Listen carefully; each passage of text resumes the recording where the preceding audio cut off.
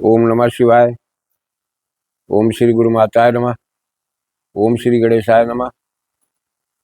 आज जितने भी पढ़ने लिखने वाले बच्चे हैं, जो कुछ बनना चाहते हैं, जिनकी मेमोरी कमज़ोर है, याददाश्त नहीं रहती, स्मरण शक्ति क्षीण है, ऐसे बच्चों के लिए आज जो मंत्र दे रहा हूँ, ये सभी विद्यार्थियों के लिए है, या कोई भी कार्य करने वाला व्यक्ति हो जिसको याददाश्त कमज़ोर पड़ गई हो, ऐसे लोगों के लिए भी है। और विशेषकर जो बच्चे कुछ आगे शिक्षा के क्षेत्र में शिक्षित हो करके कुछ बनना चाहते हैं, ऐसे लोगों के लिए,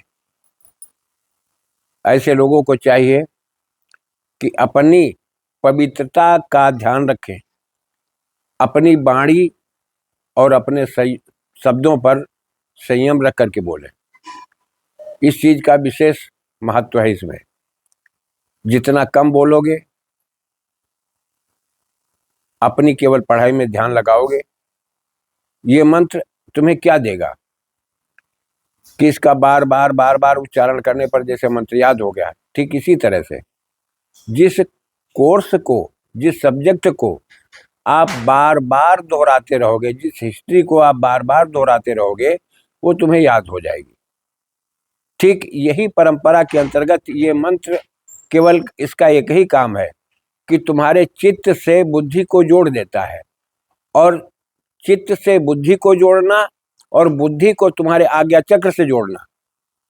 जब तुम विचार करने लगते हो कि मैंने इस सब्जेक्ट को कहीं पढ़ा है, तो वहां पर क्या है, मन,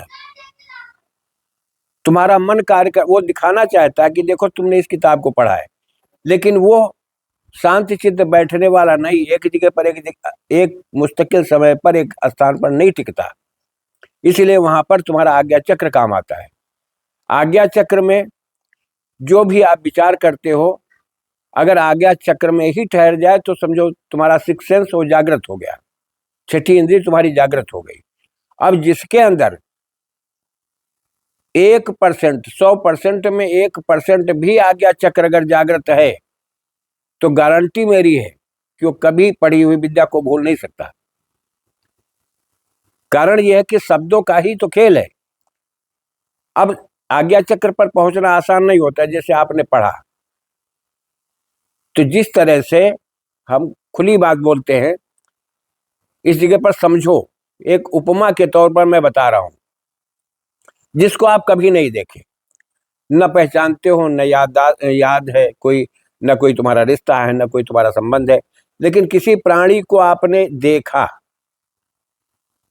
और उसका सकल सूरत, शरीर का ढांचा ऐसे ढंग का बना हुआ है कि वो तुम्हें प्रिय लग गया, अच्छा लग गया।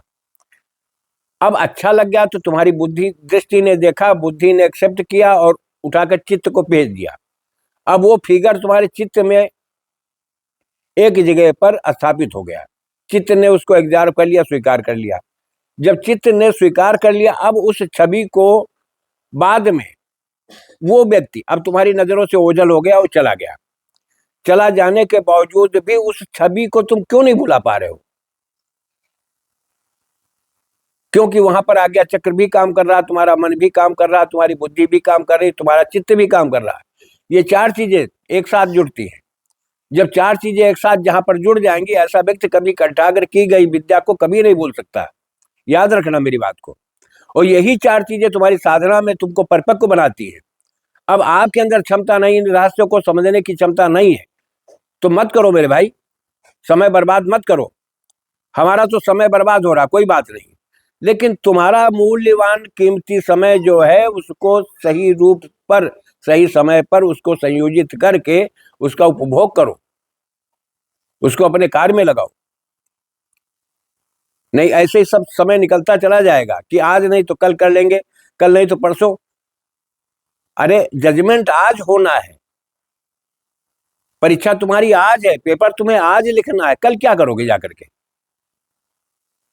तो समय से पहले अपनी तैयारी करो, और तैयारी करने के लिए स्वयं को उपलब्ध करना पड़ता है। जैसे लोग सुसुप्त अवस्था में होते, वो पेपर तो करते हैं, उपलब्ध नहीं है वहां। कोई नशे के झोंक में है, कोई किसी चक्रव्यूह में फंसा हुआ है, किसी की मानसिकता कहीं से बंधी हुई है, तो पेपर में क्या लिख रहे हो? तुम अपने को स्वयं नहीं वहां पर उपस्थित कर पा रहे हो कि मेरी जिम्मेदारी क्या है, मेरे सामने कौन सा प्रश्न रखा है, मेरे इसका उत्तर क्या है। पढ़े हो, इसके बावजूद क्यों नहीं याददाश्त आ रही है? ऐसी विधाओं के लिए ये मंत्र होते हैं। ये सरस्वती का मंत्र है। अब मैं तुम्हें मंत्र इस डिस्क्रिप्शन में डालने के बावजूद मैं पढ़ करके सुनाई दे रहा हूं। ओम नमो भगवती सरस्वती परमेश्वरी बागवादिन सौविद्या देहि में भगवती हंस वाहिनी समारूढ़ा स्मरण शक्ति प्रज्ञाम देहि देहि विद्याम देहि सिद्धिम परम परमेश्वरी सरस्वती स्वाहा। बस इतना है। अब देखिए, सिद्ध परमेश्वरी यहां पर आया है शब्द, सिद्ध परमेश्वरी। सिद्ध क्या होता है? सिद्ध तुम्हारा शब्द सिद्ध होता है, तुम्हारी जिह्वा सिद्ध होती है, तुम्हारी वाणी सिद्ध होती है, तुम्हारी दृष्टि सिद्ध होती है, तुम्हारे विचार सिद्ध होते हैं, तब वो सिद्ध संत कहलाता है। और यही सिद्धता अगर तुम्हें अर्जित हो जाए, सिद्ध हो जाए, तो तुम आईएएस बनने से कोई नहीं रोक सकता। कौन ऐसा है, चाहे गरीब घर का बच्चा हो, चाहे बड़े घर का बच्चा हो, कौन अधिकारी नहीं बनना चाहता? अरे मेरे भाई, समय आज है तो कुछ बन सकते हो। समय तुम्हारे हाथ में, उसका सही उपयोग करो, समय के साथ ताल बिठा करके चलो तो आगे बढ़ते चले जाओगे। और नहीं तो का वर्षा जब कृषि सुखाने, समय चूक पुण्य क्या पछताने। वो स्थिति जो हमारे बुजुर्गों ने कहा है, ऐसी स्थितियां मत प्रकट होने दो, मत पैदा करो।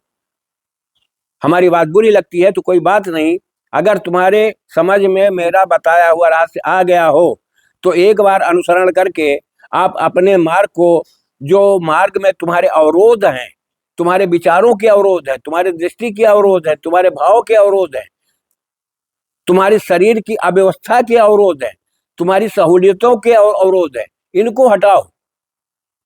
तुम्हारा मार्ग सुलभ और सुगम और बहुत सरल मिल जाएगा, निकल जाओगे आगे। तुम लक्ष्य को अपनाओ, टारगेट को अपनाओ कि मुझे वो, हमारा स्थान वो है, मुझे वहां पहुंचना है। उसके बाद तुम्हें सब फीका लगने लगेगा। मैं इसी के साथ अपनी वाणी को विराम देता हूं। सभी गुरुजनों के चरणों में प्रणाम करते हुए, सभी भाई बंधुओं को नमस्कार करते हुए, जय राष्ट्र, जय भारत, वंदे मातरम।